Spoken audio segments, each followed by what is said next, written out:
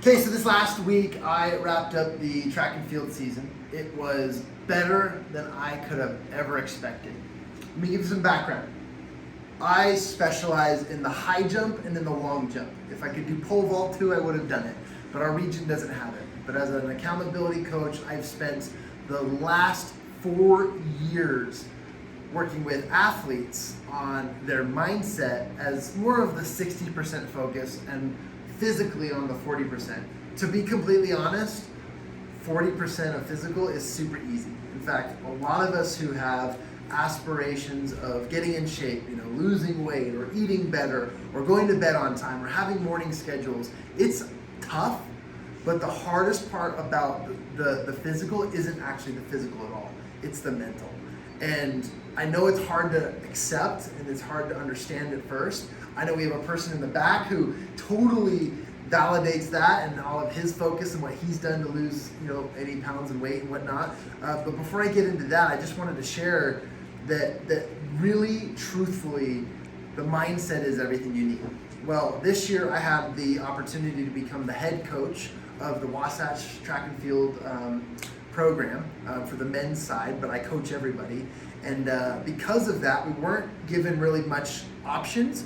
And so I had to take on coaching the sprint team as well. So my usual focus of long jump and high jumpers now shifted to long jump, high jump, and sprinters. And my long jumpers, there's probably 20 of them. My high jumpers, there's probably 10 of them. But my sprinters, there's 150 of them.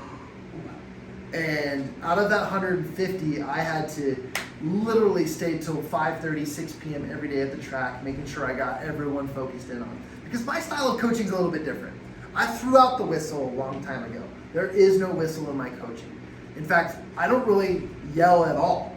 My coaching philosophy is using a whiteboard and having my athletes literally read what I write out loud as if it was their idea in the first place. And they convince themselves that it was their idea by how often they repeat it out loud. That's how I coach. And with that being said, this past season was really difficult for me. I lost a lot of focus in the jumps, but in the sprint team, I actually thrived.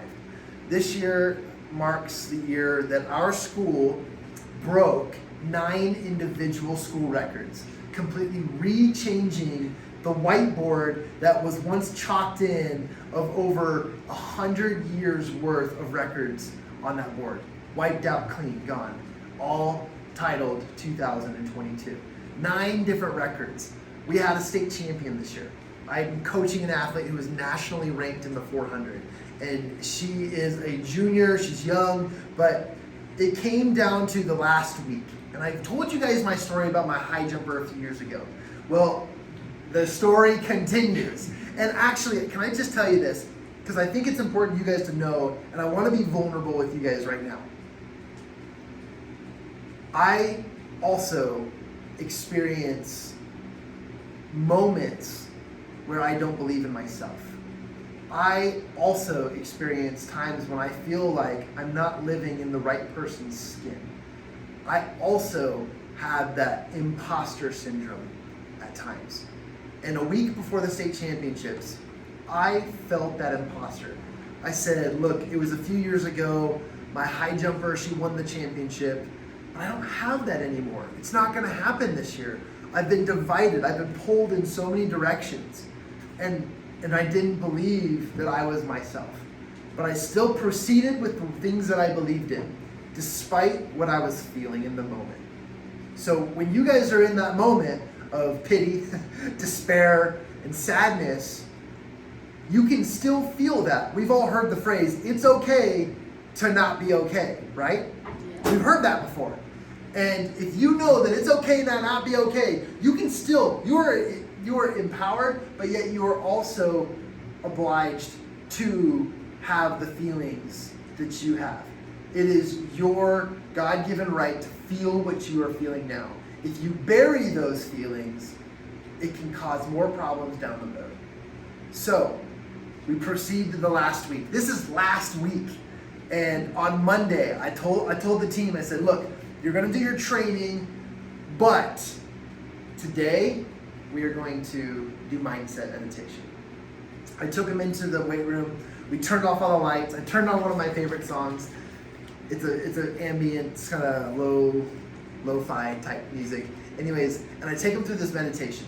The meditation consists of two things: a lot of breathing, controlled breathing, and a lot of visualization from what we call reverse engineering. And I'll explain all that later. It's in my book, whatever. But if you take what you want to do and you reverse it, you can find yourself visualizing the pieces of your greatest successes or the stuff that you've been working on. So we did that on Monday. And you guys, I was terrified because after Monday, I had a lot of weird looking faces of kids looking at me like, what the heck did you just take us through, coach? Like literally them thinking, wow, what exactly are you having us do? And that scared the heck out of me. But Tuesday came along and each one of them came up to me and said, hey, are we gonna do mindset again? I said, do you want it? They said, yeah, can we do it again? Can we do it again, please? And I said, let's do it. We did it Tuesday and we did it Wednesday. Thursday, we had more kids not only podium, but make the finals in their events than I've seen in the last 4 years. Come Saturday, the final day of championships, we had 1 state champion, 4 runner-ups, 9 school records broken. And all of this came, and I kid you not, I get teary-eyed to talk about this, but I was literally walking up to my state champion, and I noticed she was talking to a reporter.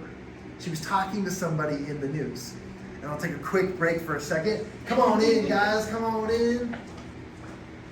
Welcome. Come on in. Have a seat, guys. We'll introduce you guys in a second. I'm really excited. I'm telling a story about track and field. Hopefully you can relate. Is Tyler in the back?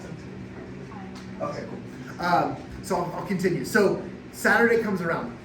And I'm approaching my state champion, and I say, I'm going to go say hi. I'm going to go say, hey, this is, I was going to congratulate them, but also get them focused on the next race and have them eat their food and stuff. But I noticed that she was talking to a reporter from the media. And as I'm walking up there, I sort of turn on my Dumbo ears. You guys ever grow Dumbo ears when you really want to hear something?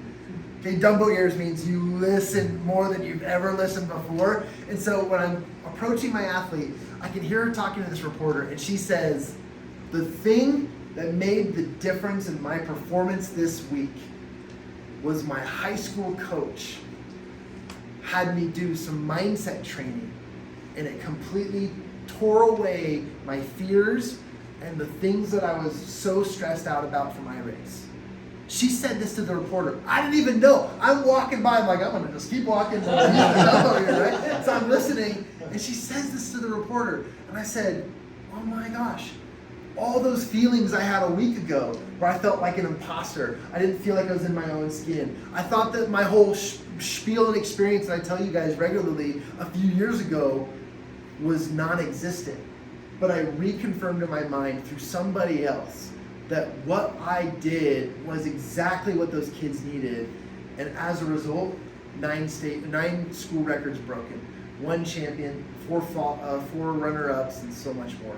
And that was just the brink of it. So I'm so proud to tell you guys that story. I'm so excited. And here's the deal: if you take anything away from this, is if you feel like an imposter, if you feel like you're not comfortable in your own skin, you can feel that, and you're entitled to that feeling. However, if you proceed with the plan you first installed and continue on down that road despite your feelings, you will and you shall experience the outcomes you designed and that you desired. That's what I believe. And if you ever need somebody to call up because you're like, man, I'm feeling way out of my skin today, you call me up, because I can tell you the 2 things that these athletes did to overcome their biggest challenges was breathing and reverse engineering. 2 simple things, when coupled together, it created champions. It created winners. And it convinced them for the rest of their lives that all we have to do is breathe, a little oxygen, and reverse engineer their thoughts, and they too shall receive the outcomes that they properly prepared. That's my win. That's my share. That took way much longer than I wanted it to, but I just was so excited to share that with you guys. So there you go. Our clap for Jon. 1, 2, 3.